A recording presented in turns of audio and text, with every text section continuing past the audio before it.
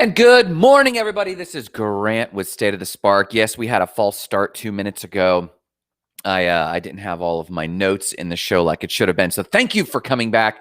I hope you're having a fantastic morning this morning. It's nice and cool where we're at. Tons of snow up in the Northeast. We're just excited for the holidays. So I'm going to start real quick with what I've got gratitude for this morning.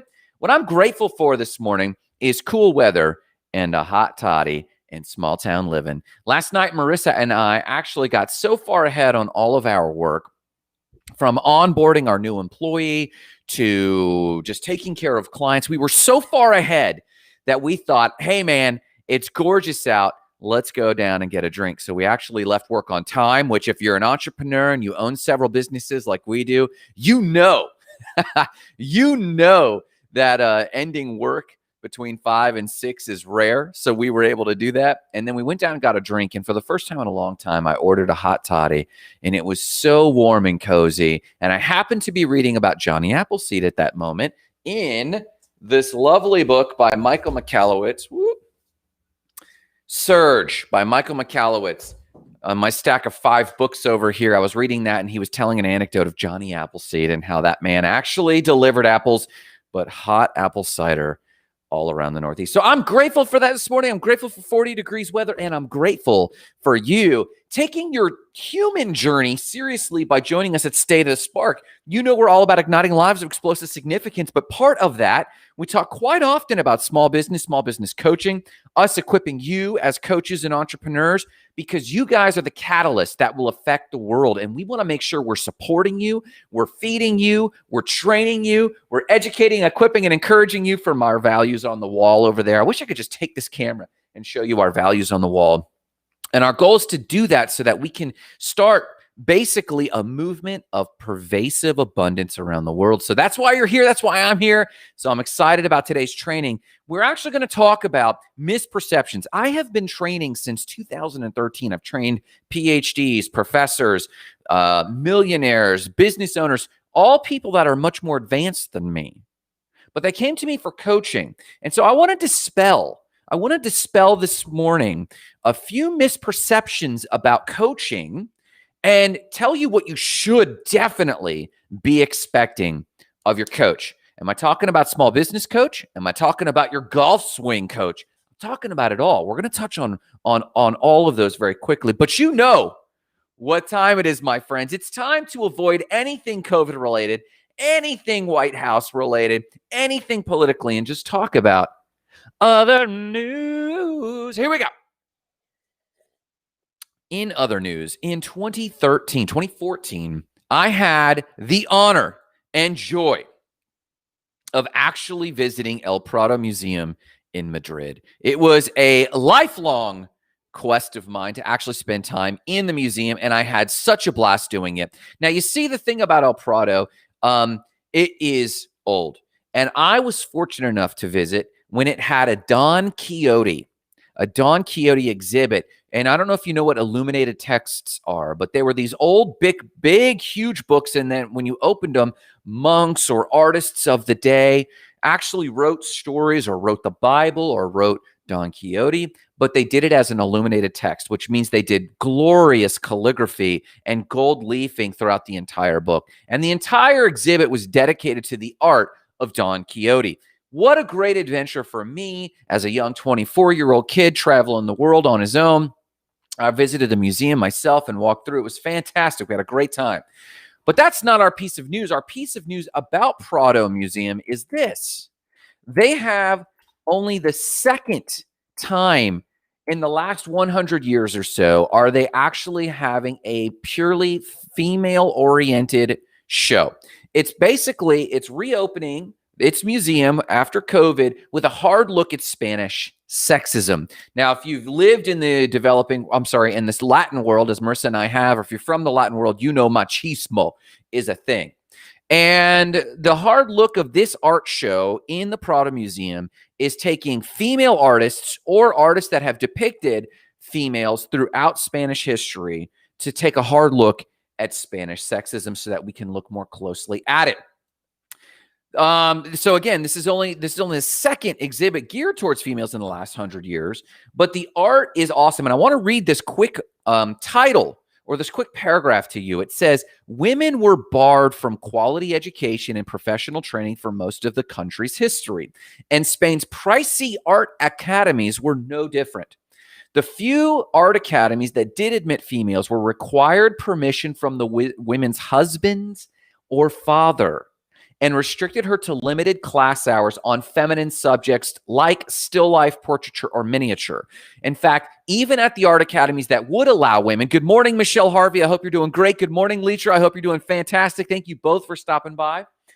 So the Spanish art academies that did admit women required male permission from a husband or father, and they were not allowed to do the full scope of art study. They were only allowed to do portraiture, miniature, still life.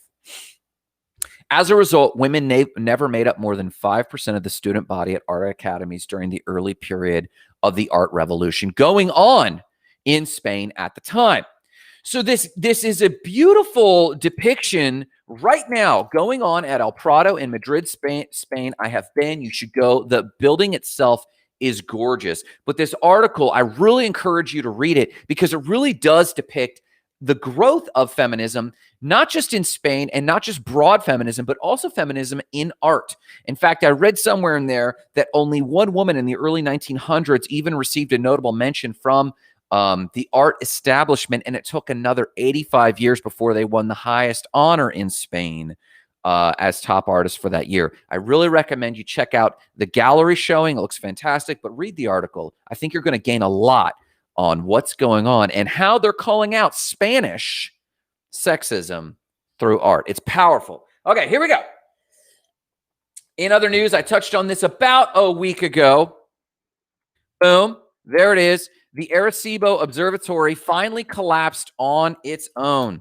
So we knew that the Arecibo observation satellite was slated for demolition already. This Arecibo satellite has been featured in movies such as Contact, my favorite Carl Sagan, or movie made by a Carl Sagan book for Contact, fantastic. They feature the Arecibo satellite in Puerto Rico. Now, some fun facts about the Arecibo satellite. It had a 900-ton observatory, which was suspended over a 1,000-foot wide reflector dish. And this 1,000-foot wide reflector dish was made of aluminum, perforated aluminum. So it made a giant radio telescope. We knew it was coming down. It had already been slated for demolition, but it actually collapsed on its own weight, which was kind of predicted over the weekend. Now, a fun fact about the Arecibo satellite is it was specifically key in detecting the first binary pulsar in 1974, a discovery that basically promoted asserted Einstein's general theory of relativity and earned two physicists the Nobel Prize in 1993. It's a big deal, and it's an end of a huge era in science and space observation. So there you go. Check out the article if you nerd alert like I do on the Arecibo Observatory collapsing. But it did over the weekend, and we're sad to see it go. We should have T-shirts. See SETI, basically the search for extraterrestrial intelligence, was done through this. And last but not least, in AI news. Yes, of course I have news about artificial intelligence. It's been a while, and I know for a while we hit on the basically leadership in an accelerated marketplace. But you need to know what's going on, and what's really profound, and I cannot emphasize this enough, what I'm trying to relay in relaying the pace of AI is how the acceleration of acceleration works. And if we, as leaders in our communities, as leaders in our churches, as leaders in our cities, as leaders in our businesses, as coaches and trainers, if you're here and you're an authority, you're a coach, a trainer, or an entrepreneur, you need to be aware of our role, because people are going to be listless when they realize how fast AI is moving. So in this one, AI solves a 50-year-old biology challenge decades before experts predicted. So there is a long-standing and very complex problem, if you will, or challenge in the sciences. And it's basically understanding the structure and behavior of how proteins basically create a 3D structure, or how they form. How does a protein form? And It was estimated one time that it was so complex and the permutations of how molecules combine were so vast that scientists once estimated, hear me on this, scientists once estimated that it would take the entire age of the universe to calculate all the possible permutations and combinations of molecules to be assembled as a protein. So they quickly in the 90s realized we cannot do this without computers. So in the early 90s, they created the challenge, and it was a financial award given to scientists who could come up with and devise a system that could calculate what's known as protein folding, or it's known as the protein folding problem. So they have currently been working on this problem actively for 30 years. 30 years. And as AI has started to grow, they've known that we don't have the technology, but we know that AI can fix us. So for the last 15 years, they've been working with DeepMind and AI scientists to create a specific algorithm that they could train. And then that algorithm could quickly do these computations, which, remember, should take through the end of the universe for a human to calculate all the permutations. So how this went is this. They discovered and invented what's known as the DeepMind AlphaFold AI. DeepMind, we know, is a major AI competitor. They have their own macro algorithm, but then they create small algorithms and small AIs that work off of DeepMind. And the one they have invented is called AlphaFold. And it's an artificial intelligence that they trained by feeding it a database, hear this, of 170,000 different protein structures. And it pulls from the database of molecules, of protein molecules, and all the DNA that goes into it. And so then they combine it and they let the DeepMind AI go. And now it has successfully predicted at a 92% success rate how a protein will fold in, what it will turn into. So Grant, why do we care? Why do we care? A, it's happened decades before. Now, every year that goes by is compounded. So this has cut that time by decades, which is huge time saving. Imagining hiring scientists and mathematicians to sit at boards. What would that cost every year? And just to figure out how proteins fold. Now, Grant, why do we care about how proteins fold? Hear me on this. We can predict disease and illness. We can predict how COVID is created. We can predict how polio is transmitted. We can predict how cancers occur. And if we can predict those things, we can actually run simulations on what's going on and the treatments basically on how to reverse some of these processes. We're talking about the predecessor of a diseaseless world. A disease, and this was previously thought to have taken the entire length of the universe. So now we have invented AI, artificial intelligence, and its specific, not general artificial intelligence, specific artificial intelligence to do this decades before. We have created the foundational stepping stone to actually now creating solutions and treatments and vaccines to treat diseases even before they happen by predicting how proteins fold. This is huge, huge. And I know it doesn't feel like it's huge. And you're like, Grant, what do I care? My kid's got to go to school. I got to put food in my mouth. Correct. But in your lifetime, you could see a world of no disease, no cancer because of this. This is huge. Decades. Think of you 2 decades from now. How old will you be? What diseases could you be facing? I have a person my age and younger who's facing cancer right now. This is me having a huge hope because it was going to be at least 20 or 30 more years before this person even had a hope of having treatment. But now they've accelerated that by 30 years. Thank God for some of this science. Not all of it. AI is not all good. That, my friends, is what's going on in other news. Now, let's talk about the mistakes most of you have been making when you expect something out of a coach. Let's realign that very quickly. And then my 4-part framework, if you will, of how I keep in mind of what I expect, what you should be expecting out of a coach. Let's do this. Gosh, I love having coffee with you crazy kids in the morning. Here we go. So, number one, I started coaching in 2013 when Marissa and I moved back from the Dominican Republic. We moved back and we started coaching right away, and we didn't really know our heads from our butt. We had a ton of coaching clients, and we were surprised that Lakeland at the time was paying our rate. It was paying $120 an hour, and we were getting that. And we've grown since then, and we're really grateful that Lakeland has provided and supported such a robust coaching community.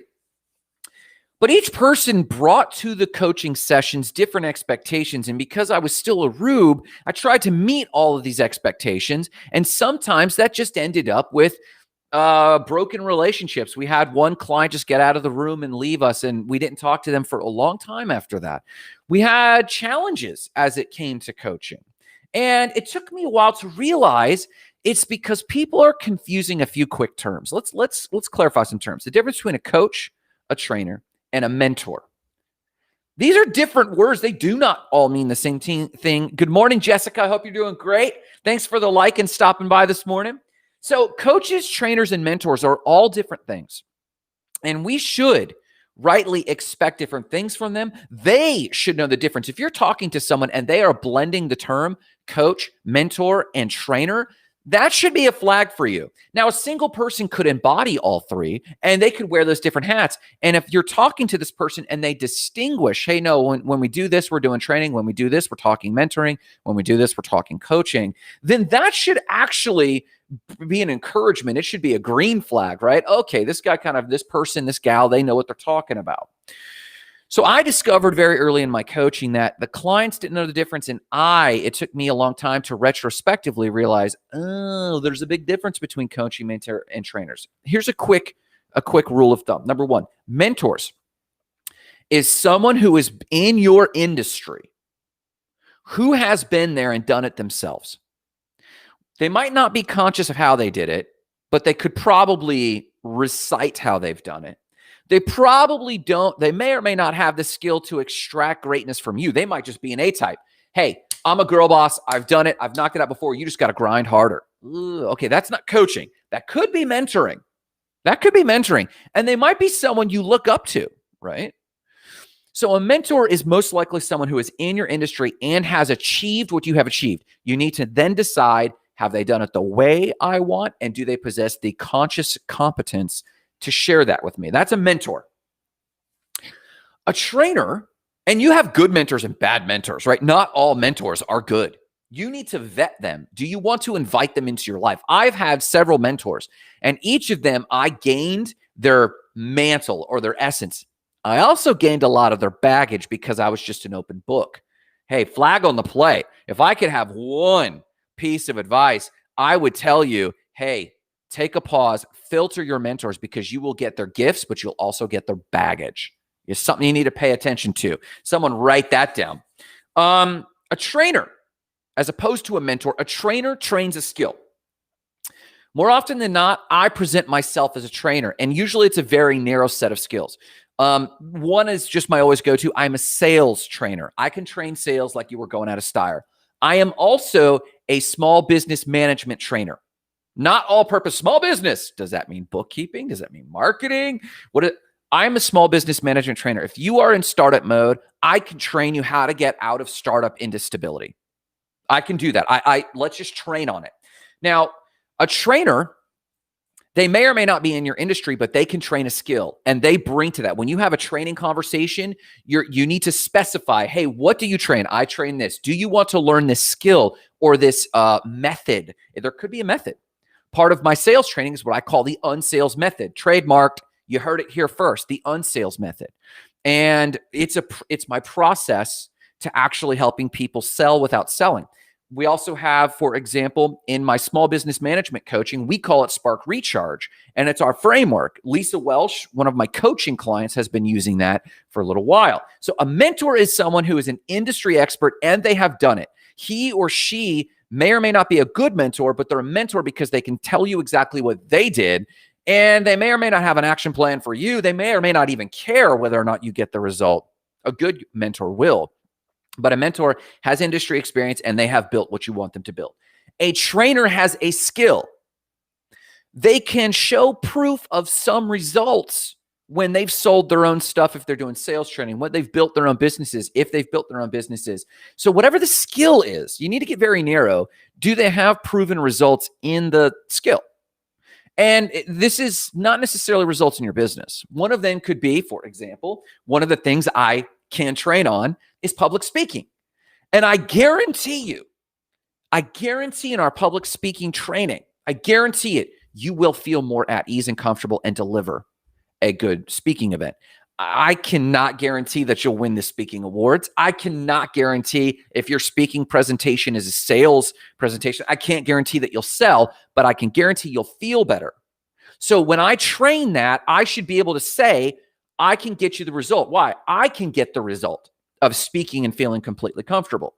So a mentor is in the industry. They've been there. They may or may not have conscious competence. They've built what you want to build. A trainer trains a skill and they can get the result that they claim to give, right? So what is a coach? How does Tiger Woods have a swing coach? Tiger Woods is the best in the world, or was the best in the world at golf. Michael Jordan, an awesome athlete.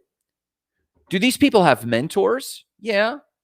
So when Tiger Woods is winning the green jacket, does that mean his mentor currently holds the green jacket or is winning the green jacket? No, maybe they won it 10 years ago. They probably couldn't perform today. But that's okay. A mentor could just tell you what they did. A trainer can come in and be a trainer and be like, okay, let's do fitness training. Here's the skill that I'm giving you. Well, Tiger Woods is aggregating a bunch of skills to get the green jacket, right? So Michael Jordan is aggregating a bunch of skills, and they might have trainers for a variety of skills. Does that mean the trainer has to have won the green jacket? No. That trainer could just be a swing trainer or a fitness trainer or a psychology trainer or a green reading trainer, right? You get it. What is a coach? So coach is a little harder to define. So some of the mistakes we make when we bring on a trainer, let me give you these 4 quick mistakes we make when we look for a trainer. Number 1, we often mistakenly expect a coach to tell us the insight we need and we suddenly get it. A coach walks in, we paid this coach lots of money and we tell them our problems. So it's kind of like paying a counselor, we think.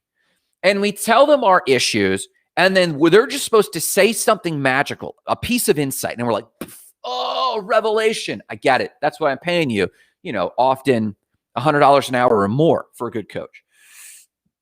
We expect them to have had the insights we need or to have done the things themselves. No, that's either a mentor or a trainer. Another thing that we mistakenly expect a coach to do is to instruct us on which course to take. A coach should instruct me on which course to take. We expect a coach just to teach us the steps it takes. That's not for a coach. That could be more likely for a trainer or a conscious, competent mentor. We mistakenly expect a coach to give us experience and to glean from our coach's industry experience. No, we're kind of describing a mentor, right? A mentor, we're supposed to glean from their industry experience or learn clearly from that. That's for mentors. A coach may or may not have had the experience you're trying to get. And lastly, we mistakenly expect a coach to do something and cause us to grow.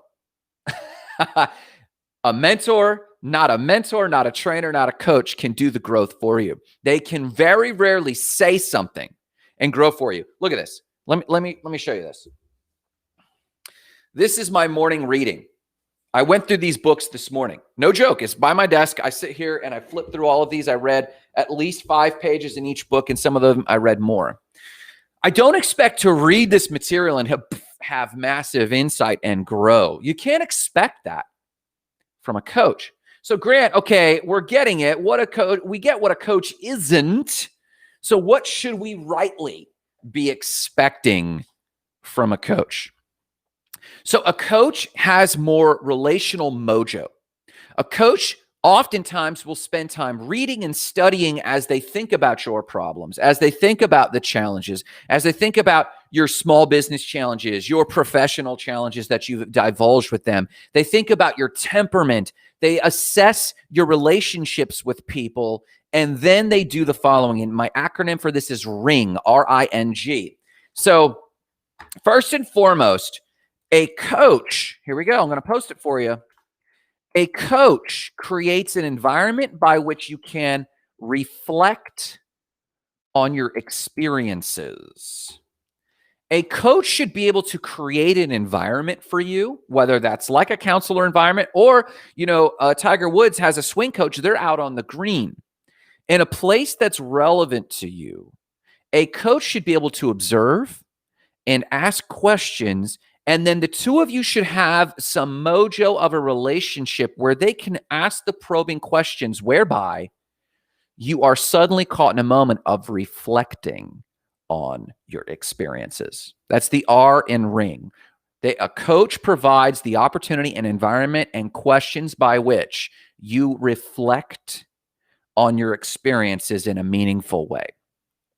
And there's methodology to this. There's different types of reflections. There's emotional reflections, professional reflections, intuitive reflections. There's journaling as a process by this, and some of this happens by dialogue. But a good coach poses the question. They might not have the answer, but they have mojo with the question. And then the two of you should have temperamental mojo and maybe a little bit of industrial, the industry you're in. There should be some parallels. But the mojo and the questions they ask should cause a spirit of reflection on your experiences. The second thing a really good coach does, if they've created the space for reflecting on your experiences, they should then be able to ask probing questions, not tell you. It's far more Socratic. A trainer tells you, a mentor suggests, this is how I did it. A coach inquires. And if they inquire so that you reflect on your experiences, they should then be able to both learn from your experiences as the two of you are listening to your answers. And in a subsequent session together, they should then be able to pull out of you insights turning into action plans. So whatever insights you get from reflecting on your experiences, you should be able to share those with your coach. And the coach process and synthesize and think about these things constructively and then ask you questions. And those questions should then generate insights on how you can turn your insights into action plans. So we often do not reflect on our experiences. We often do not invest in a coach of any kind. We might journal a little bit, but journaling should take the next step. And if you're serious about whatever next level you're taking, you should invest in a good coach who can sit with you and help you reflect on your experiences. But those experiences should turn into insights, which turn into an action plan. So the I in RING is a coach facilitates and moderates the dialogue with yourself and with them.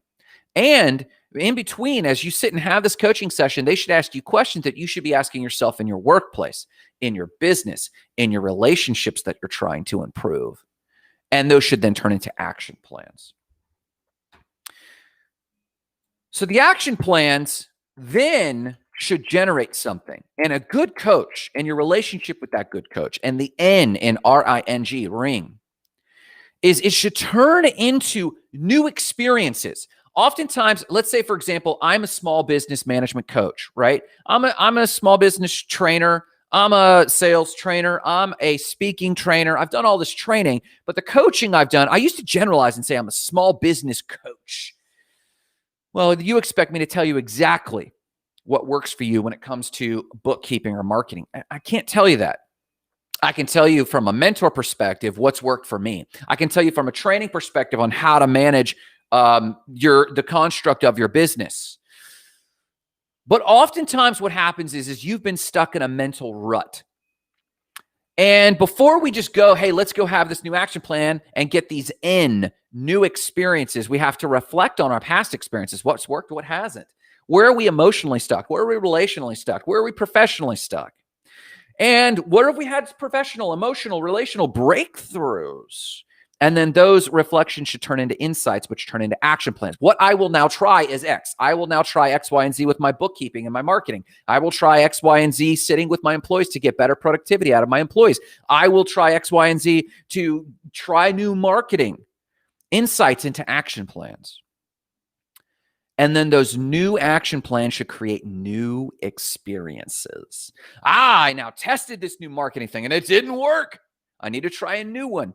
Oh man, I sat with my employee. We did 360 reviews this time and that worked a little well. Or we experimented with meditation, which we did in one of our businesses. We experimented with meditation and that did not go over so well. Someone just asked me yesterday, hey, you need to make it all about people first. And I'm like, well, we tried that. And when you make it about people first and so vision, it needs to be vision driven. We've tried that and that blew up in our faces.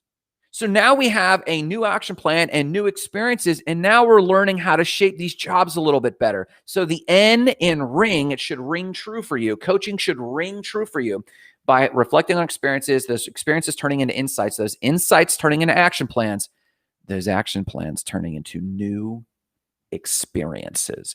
And those new experiences turn into G. What does G stand for, my lovely friends? Growth from the new experiences. Neither a mentor, nor a trainer, nor a coach can cause you to grow. The only thing that can cause you to grow is not new experiences.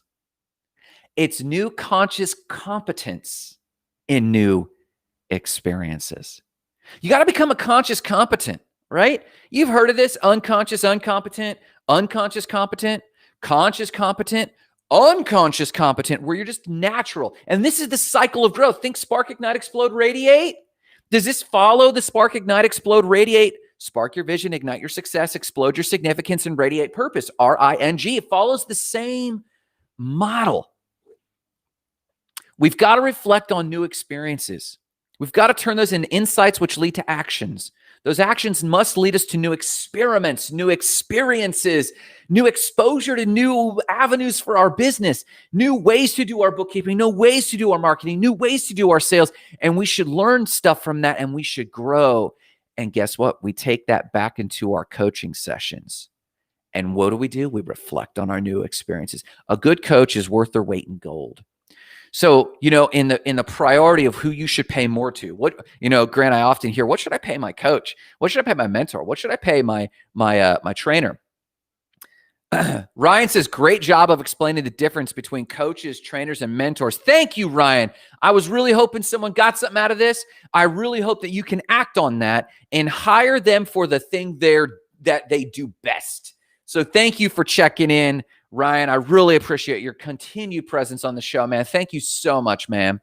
So yes, we need to know the difference in who should you pay most to. Well, in all honesty, I very rarely have ever paid a mentor money, but I have given a mentor a lot of time. I have spent the most amount of time where I give to mentors. I serve them for free. What happened to this? We started talking about paid internships, which, okay, I understand. Let's do a little bit of paid internships, but I have never benefited from a paid internship like I have with the sacrifice I've meant to carrying bags for mentors, whether that was my ministry mentor or the millionaire dollar mentor or the spiritual mentor I've had. We've talked about some of those mentors I've had. Each of them I have donated vast amounts of time to. So I haven't given money. So mentors usually get a large amount of time where you're just serving them. If you want to get into speaking, go find a speaking mentor who has done it and carry their bags. Volunteer for them for a few weeks or a few months. Or hell, for ministry, I volunteered years. For the millionaire mentor, I volunteered for a few months.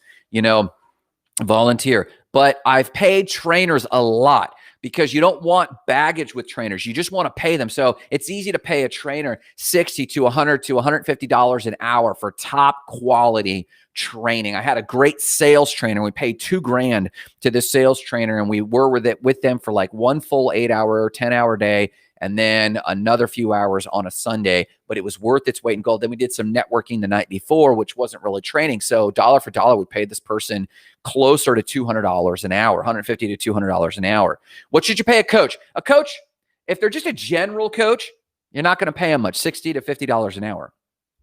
But hear me on this. For a good coach, you should be spending between $100 and $200 an hour at least twice a month, because you got to build relationship. And if you go through this ring cycle, reflect on experiences, insight into actionable action plans, N for new experiences, and G for growth. If you go through this cycle in a month or 2 months, I'm telling you, you're going to come back for more, because their mojo is not knowing your business necessarily. Their mojo is not necessarily knowing your industry. A good coach's mojo is understanding human dynamics, understanding temperaments, understanding and the ability to change and modulate according to the audience they're with. Sometimes I'm with busy, fun people. Sometimes I'm with calm people. And I don't necessarily change for them for the entire session, but I can get with them and extract from them the RING. I really recommend you write those down. And I've got them in the comments. Do write them down. And then let me know. How about this? And this would be edifying for me if you're watching. If you're one of the awesome people watching today, it would be super edifying to me to hear from you. What has some of your good and bad experiences with coaches been? Please put that in the comments. It makes me a better coach. And let's have this conversation in the Goals and Gratitude group where we're raising up coaches and authorities and ultimately entrepreneurs in their own industry. But do let me know. I want to hear your good and your bad experiences with coaches and how that's made you a better person or challenged you to get a better coach. I'd love to hear that in the comments. Hey, listen, I hope you have a phenomenal day today. I hope you go out there and rock it. I do recommend you find a really good coach or trainer, but remember the mission of all things today, igniting lives of explosive significance, starting with your own. Have a phenomenal day. Visit us at stateofthespark.com or join us at the Facebook Goals and Gratitude group where we'll carry on this conversation. Have a good one.